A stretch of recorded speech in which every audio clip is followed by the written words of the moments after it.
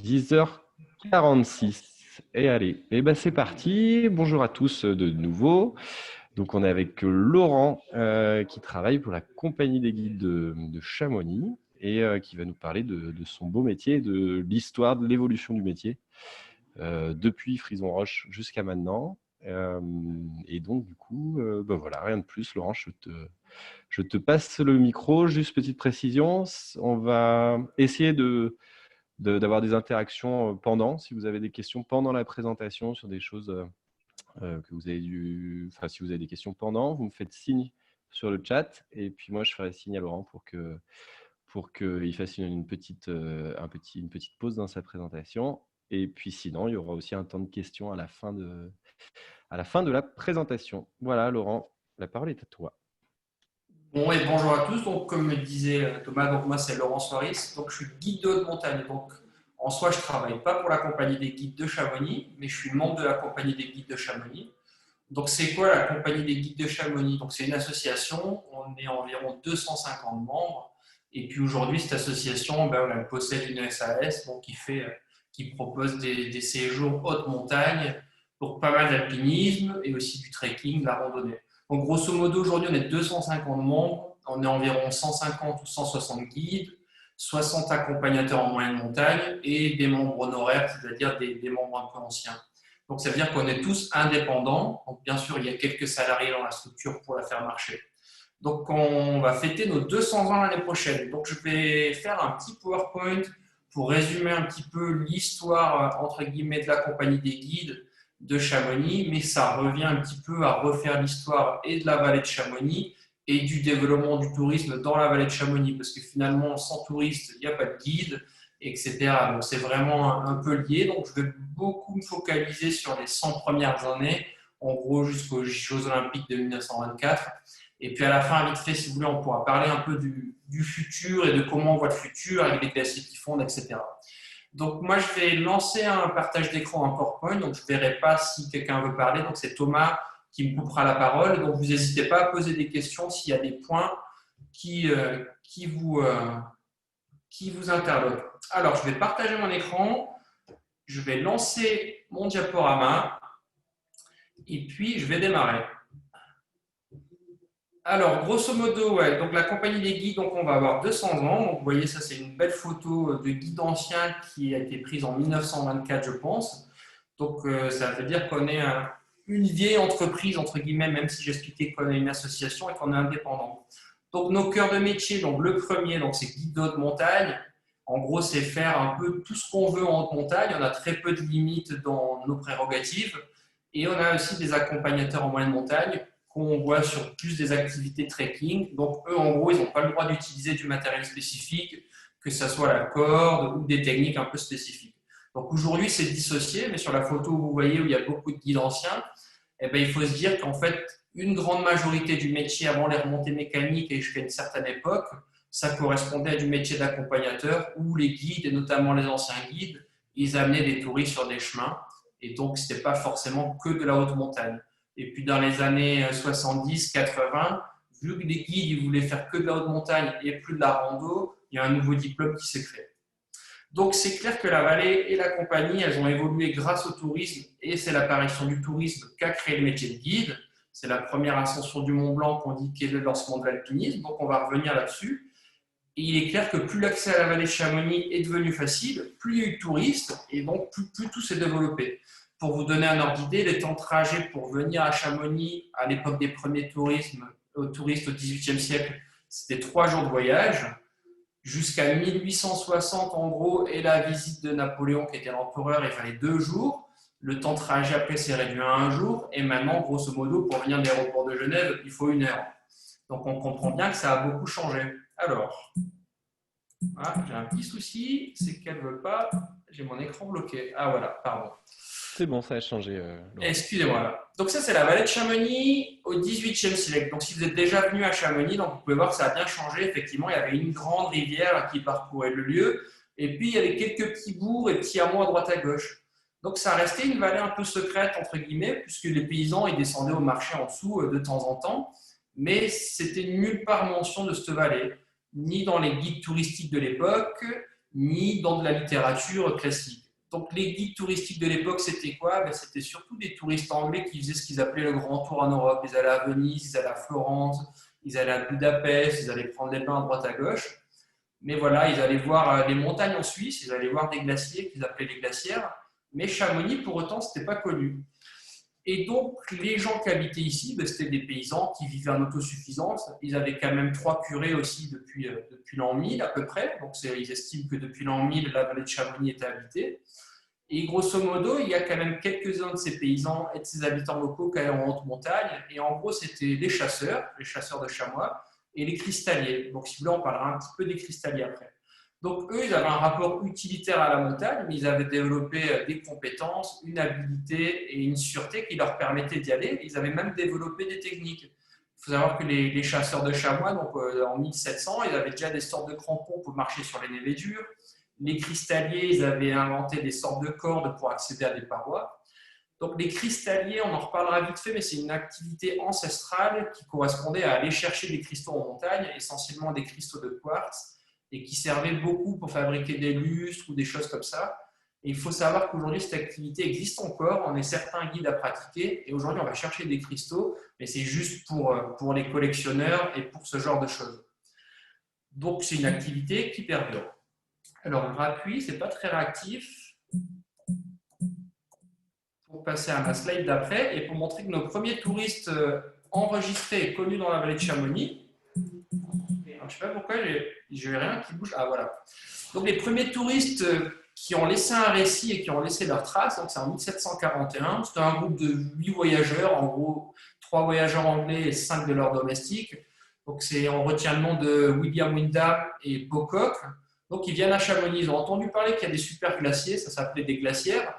Et eux, ils se disent, on va venir voir. Donc, ils prennent leur courage à deux mains. Donc, vous pouvez voir sur l'image, ils sont devant, ils vont parler aux 3 moines de l'époque. Et derrière, on voit que leurs servants ou leurs domestiques, ils ont pris des fusils. Et ils ne vont même pas venir dans le village. Ils ont un peu peur. On leur a dit que les gens étaient rudes et tout. Donc, ils vont camper en dehors du village. Et puis, ils ne se contentent pas de venir à Chamonix et de vouloir voir la vallée de Chamonix. Mais eux, ils veulent monter et ils veulent voir un glacier. Donc, leur but, c'était le plaisir de voir les montagnes et la curiosité scientifique aussi d'aller toucher un glacier de près. Et donc, à ce moment-là, ils vont demander à quelques locaux de les amener. Et donc, ils se firent amener au Montanvert, que vous connaissez sûrement tous, la mer de glace.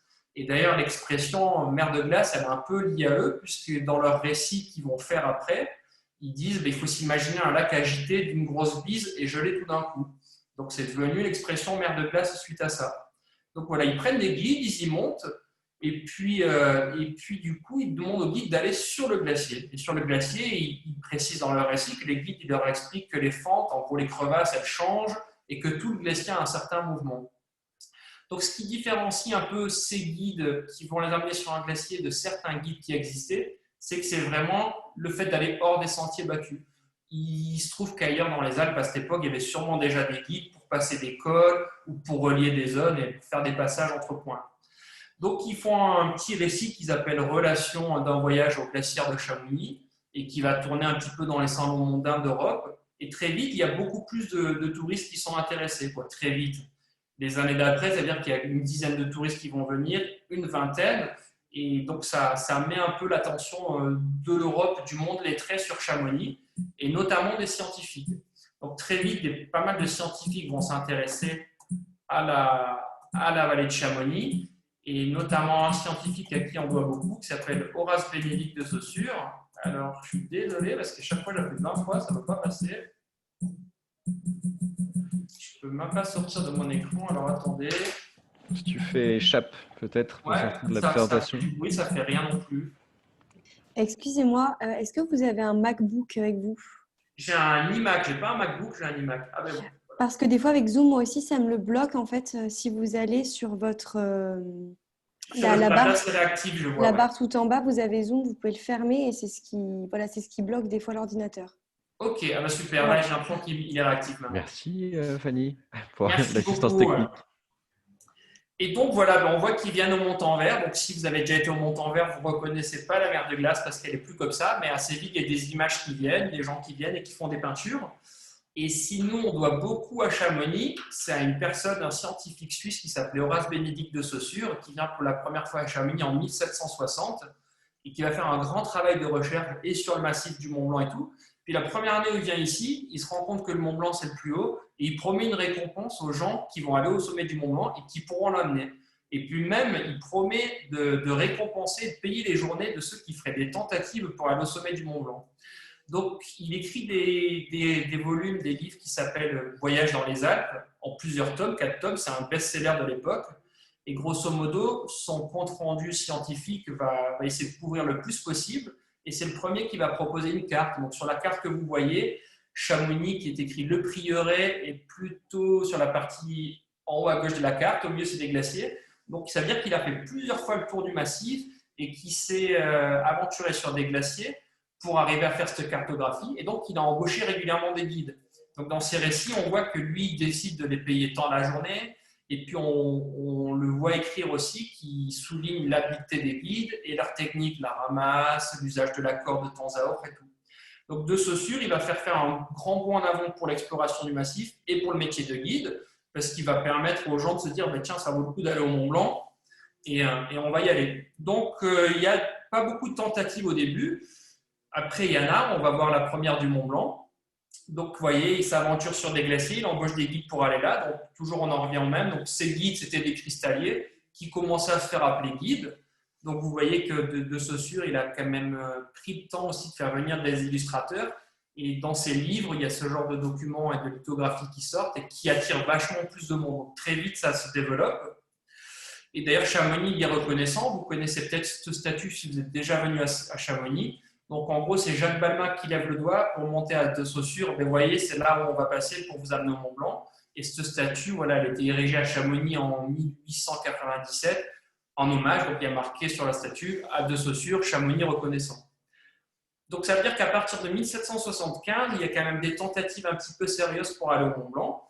Mais au début, ils vont galérer les premiers parce qu'ils vont se rendre compte que d'une, il faut trouver un chemin d'accès. Il y a quand même des glaciers. Ils vont se rendre compte qu'il y a l'altitude et qu'il y a un mal mystérieux. Ils ne savent pas y mettre un mot, mais ils se rendent bien compte qu'ils sont moins performants et qu'ils ont moins d'appétit en altitude. Et puis surtout, à cette époque, les glaciers faisaient peur. Ils avaient tous des noms bizarres, le mont maudit, etc. Ils avaient peur que ça les mange et tout. Et donc, ils avaient peur de dormir en haute montagne. Et donc, un des premiers qui a osé dormir en haute montagne s'appelle Jacques Balmat, qui était donc un cristallier, guide paysan du coin. Et du coup, il a osé dormir en haute montagne, il n'a pas réussi le Mont Blanc, et puis s'est associé avec un autre chamonniard, un autre habitant du coin, qui était Dr Michel Paccard, qui est représenté sur cette statue, qui a été érigée à l'occasion du bicentenaire. Et donc, tous les deux, ils arrivent au sommet du Mont Blanc, donc en 1786, le 8 août, à 18h23 pour être exact. Et donc, toujours pareil, avec un peu ce but scientifique, le docteur, il avait pris des instruments de mesure, température et tout. Voilà, donc le Mont Blanc est conquis, ils redescendent en ville, voilà, sans tambour ni trompette, il ne se passe pas grand-chose. Mais l'année d'après, le de Saussure en question, qui est encore pas trop âgé, il se fait amener au sommet du Mont Blanc. Donc pour se faire amener au sommet du Mont Blanc, il embauche 18 guides. Donc sur cette peinture, on voit qu'il y a une grande caravane, donc ils ont une quantité de matériel absolument hallucinante. Et ce qui est assez rigolo sur cette peinture, c'est que vous pouvez voir, ils n'utilisent pas la corde, à part éventuellement les premiers. Mais pour circuler, les guides, ils encadrent le monsieur avec un grand bâton pour lui éviter de tomber dans la crevasse. Donc, on voit que les techniques, elles vont mettre longtemps à évoluer. Donc, ce de Saussure, il est vraiment, on l'appelle l'inventeur du Mont Blanc, l'inventeur du métier de guide, parce qu'il a vraiment réussi à organiser tout ça et puis à créer l'activité. Donc, voilà, ils vont au Mont Blanc, il écrit son livre en plusieurs tomes. Là, ça a un retentissement immense en Europe. Et puis pendant des décennies, du coup, il y a de plus en plus de monde dans l'Europe qui veulent venir voir Chamonix, quoi. Donc forcément, c'est des milieux aisés, on est d'accord. Hein. Il y a très peu d'ascension du Mont Blanc, puisque pendant les 30 années qui vont suivre, jusqu'à 1820 en gros, on estime qu'il y a 10 ascensions, donc ce qui n'est pas beaucoup, mais le nombre de touristes augmente. Et donc on en arrive à une étape importante pour nous, compagnie des guides, qui est l'accident de la caravane du docteur Hamel. Donc le docteur Hamel, c'était un scientifique et je ne sais pas comment dire, mais il appartenait à l'Empire de Prusse et puis il venait faire des expériences scientifiques. C'était un monsieur qui avait un poids politique, etc. il veut aller au Mont Blanc et il se trouve que quand il monte au Grand Mulet, qui est un peu sur les rochers qui sont au milieu de la photo, voilà, il ne fait pas beau, il neige, il y a du vent. Donc le lendemain, les guides refusent d'aller plus haut, ils disent on temporise. Et le docteur Ahmed donc, a beaucoup d'influence, il insiste vraiment pour y aller. Donc le jour d'après, il les traite de lâches et les guides ils sentent bien que ce n'est pas des bonnes conditions et que c'est dangereux.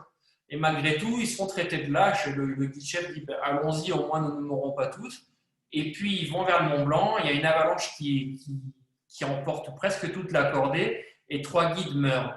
Donc cet accident, il va poser des grandes questions. Il va poser la question de la responsabilité et de la prise de décision de la cordée. Donc en gros, là, c'est celui qui paye et qui estimait qu'il avait le droit de vie et de mort sur les gens. Et il se trouve que suite à cet accident, on sent qu'il y a un besoin d'organiser l'activité. Et il y a aussi un deuxième besoin, c'est que plus il y avait de touristes, plus ça développe de l'intérêt économique autour. Et les touristes qui venaient, avant d'arriver à Chamonix, en plus bas dans la vallée, ils se faisaient, entre guillemets, assaillir par des gens qui leur proposaient leurs services. Un petit peu, pour être une mauvaise langue, un petit peu comme quand on va à Marrakech, à la place, de la place, où tout le monde veut tous vous vendre, tout le monde est spécialiste. Donc les autorités de l'époque avaient des plaintes régulières. Et donc, pour répondre à cette question des plaintes, etc., et de la question de responsabilité, les autorités, elles décident qu'il faut créer et structurer le métier de guide. Et il se trouve qu'en 1821, il y a une réunion du conseil municipal de Chamonix qui édicte certains points très précis et qui seront validés ensuite en 1823 donc par le manifeste de leur voyage chambre. Parce qu'il faut savoir qu'on n'appartenait pas à la France. La Savoie et la Haute-Savoie appartenaient au royaume des duchés de Sardaigne. Et donc voilà, on a un règlement qui est très précis et avec certains points qui font encore partie de notre fonctionnement et qui sont notre essence même, à savoir nos 2 piliers fondateurs qui sont le tour de rôle et la caisse de secours. Le tour de rôle, en gros, c'est à cette époque a été établi un système de répartition égalitaire du travail qui existe encore aujourd'hui. Ça veut dire il y a un ordre décidé, et puis si aujourd'hui ça s'est arrêté là, moi je viens le lendemain, je serai dans ma liste pour récupérer du travail. Et le deuxième point important de cette époque, c'est la caisse de secours, où on verse sur chaque course qu'on fait en montagne une petite somme qui permet de venir en aide aux familles endeuillées ou aux guides blessés. Donc ces 2 piliers fondateurs sont encore aujourd'hui une grosse assise de notre structure. Donc pendant 30 ans, ça évolue pas trop le métier de guide, parce que du coup, à cause de ce règlement, ça rigidifie vachement. Et il y a de plus en plus de touristes. Les hôteliers se plaignent d'ailleurs que les guides de Chamonix ont un monopole, etc. Donc ça gueule un peu. Et ce qui va vraiment lancer le tourisme, c'est la révolution industrielle anglaise et cet homme qui s'appelle Albert Smith. Donc lui, il fait une ascension du Mont Blanc en 1851 et puis il va en faire un spectacle et des représentations. Donc à Londres, il va jouer sa représentation plus de 400 fois. Je crois que c'est vu par plus de 500 000 personnes et c'est même joué devant la reine et tout à l'époque. Donc lui, il va vendre le Mont Blanc à toutes les sauces. Donc il va faire un spectacle sur scène où il va faire venir des locaux, il va faire venir des chiens, il va faire venir un peu tout, un vrai spectacle vivant. Et il va vendre des produits dérivés. Il va vendre des tasses, Ascension du Mont Blanc, il va même créer un jeu de société. Et donc là, voilà, la révolution industrielle anglaise qui permet à beaucoup plus de gens de se permettre de voyager. Et puis la pub qu'il en a fait va amener un nombre de touristes à Chamonix qui va devenir entre guillemets exponentiel. Donc avant, on était à une ascension par an maximum du Mont Blanc. Là, on va passer à 10 ou 20 ascensions par an. Ce qui va nous amener à ce qu'on appelle l'âge d'or de l'alpinisme. Donc pour nous, l'âge d'or de l'alpinisme, c'est 1854 à 1865. En gros, jusqu'à Albert Smith, à cette époque, tous les gens qui allaient en haute montagne, ils prenaient une raison scientifique pour y aller. Ils disaient, on va aller mesurer ça, on va regarder ça. Alors qu'à cette époque, là, les gentlemen anglais, eux, ils se disent, non, on y va pour la conquête. Pour la conquête, entre guillemets, pour la gloire. Et ils organisent une littérature, ils créent des clubs alpins, et que le premier, donc, c'est l'Alpine Club qui est créé en 1857.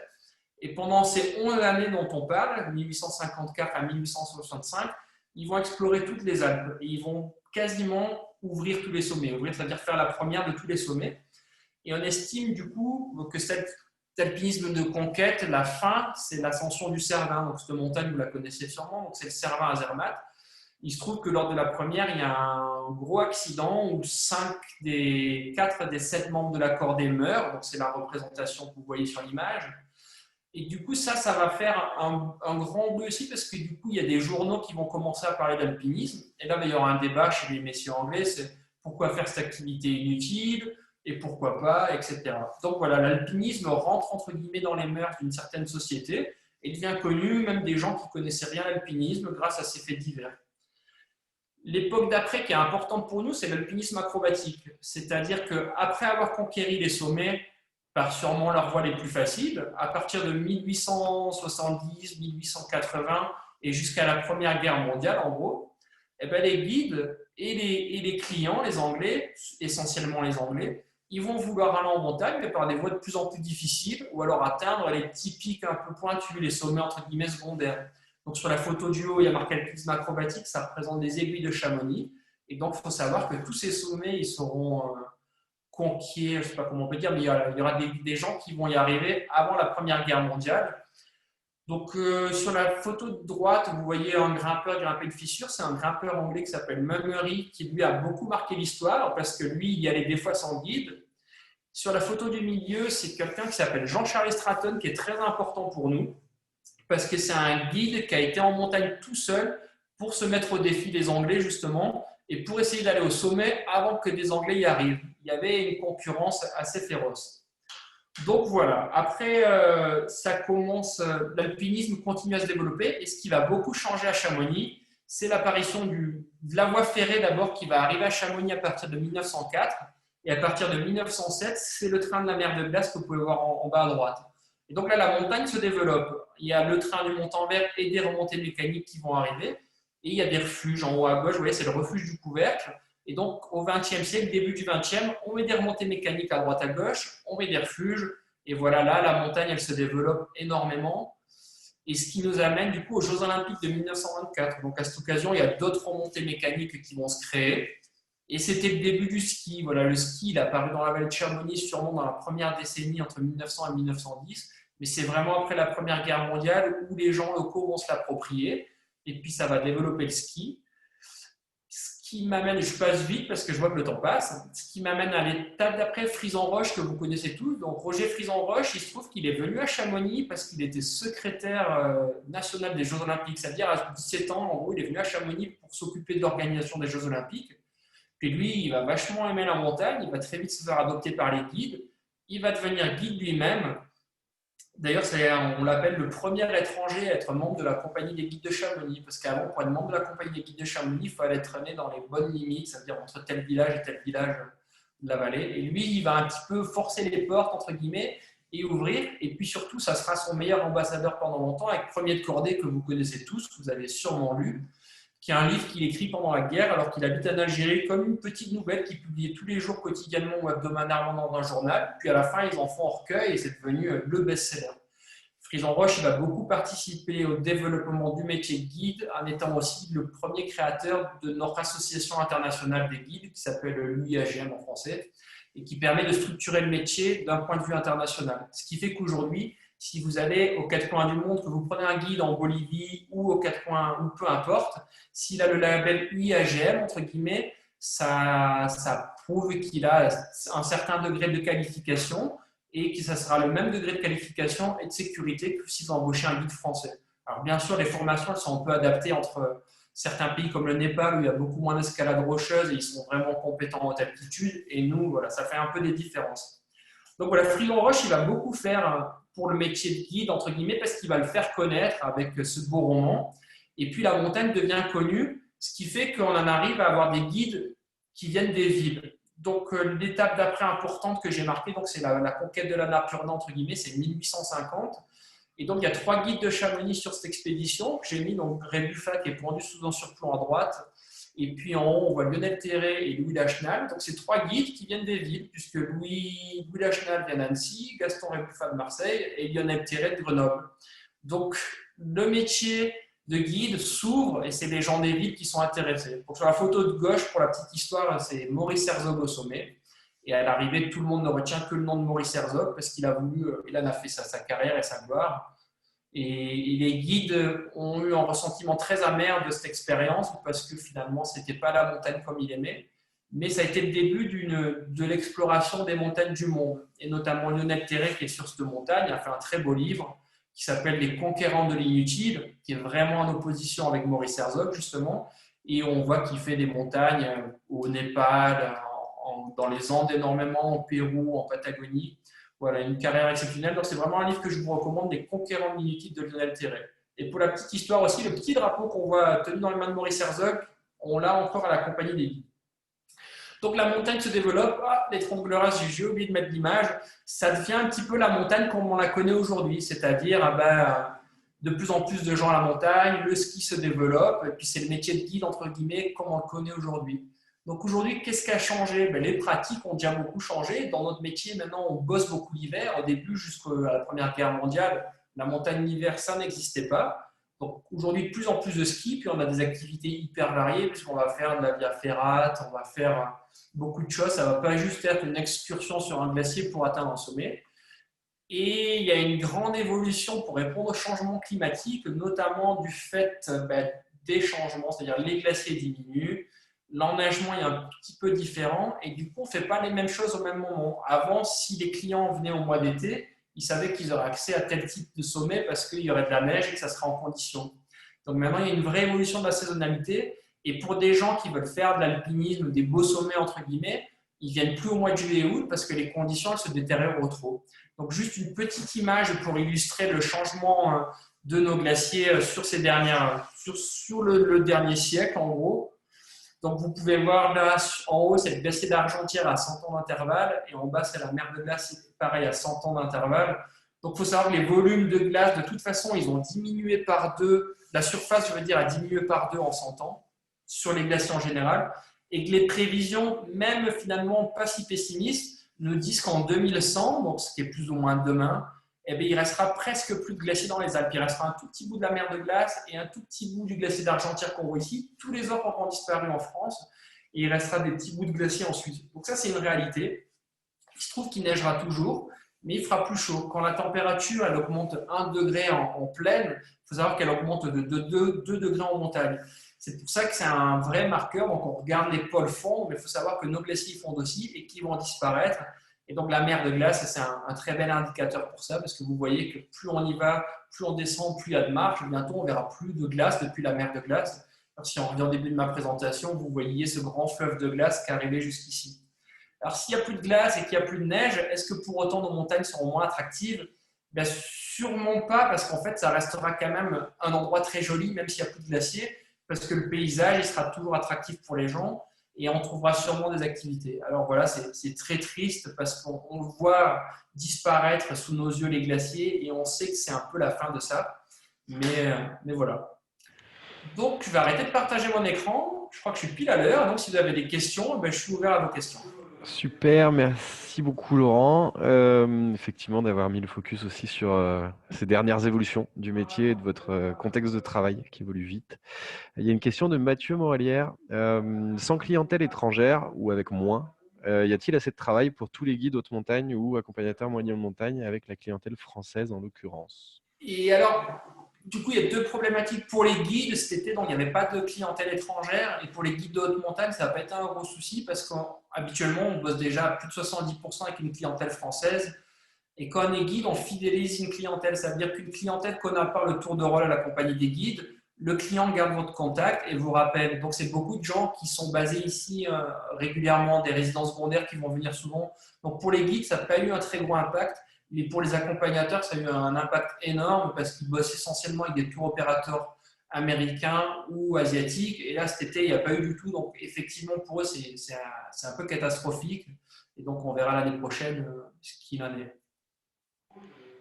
Ok, merci pour ta réponse. Petite question, est-ce que vous connaissez le nombre de personnes aujourd'hui à l'année qui vont au sommet du Mont Blanc en comparatif de tout ton historique justement? C'était intéressant. Alors, il y a 20 000 personnes, on estime, qui tentent le sommet et pour entre 7 et 8 000 au sommet sûrement chaque année. Ok, est-ce qu'il y a des vues de limitation de ça en fait sur le Mont Blanc ou pas? Parce que c'est vrai qu'on a beaucoup entendu parler de on en parle l'over-sommet. beaucoup parce que le maire de Saint-Gervais a voulu en faire un problème politique juste pour sa communication. Alors, il a mis des règles en place. Il y a beaucoup moins de monde depuis 2 ans où on est obligé d'avoir réservé un refuge.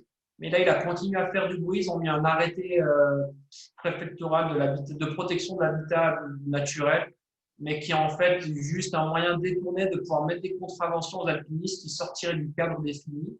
Ce qui est un gros problème pour nous, une atteinte aux libertés, c'est que si c'est le législateur qui commence à dire vous devez être 3, vous devez faire ci, vous devez faire ça, potentiellement après nous on aurait des problèmes avec nos assureurs qui vont dire vous n'avez pas fait les choses dans les règles de l'art. Sauf que les règles de l'art, c'est sur le terrain qu'on les définit et en tant qu'alpiniste, et c'est pas au législateur de les définir.